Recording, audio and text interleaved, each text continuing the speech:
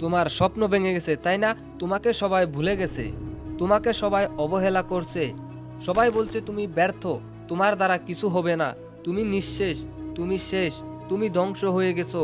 কিন্তু বস, তারা হয়তো জানে না এই মুহূর্তে শুরু হয় সবচেয়ে বড় কামব্যাক। এই শেষ তোমার নতুন শুরু। সবাই সফল মানুষটাকে দেখে, কিন্তু খুব কম মানুষ জানে তার ভেতরের যুদ্ধটা।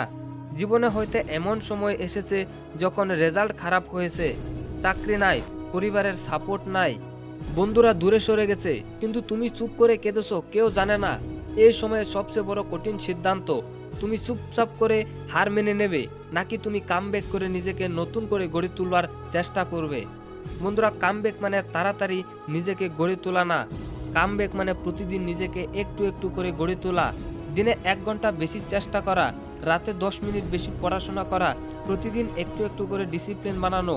বস, তুমি হয়তো জানো না, এই ছোট ছোট চেষ্টাগুলোতে লুকিয়ে আছে বড় পরিবর্তন। 30 দিন পর মানুষ চিনতেই পারবে না তোমাকে। সত্যি কথা বলতে, নিজের সাথে লড়াইটা সবচেয়ে বেশি কঠিন। আজ থেকে একটা কথা মনে রেখো, তোমার এই কামব্যাক শুধুমাত্র তোমার জীবনের সিদ্ধান্ত না, এটা তোমার জীবন যুদ্ধ।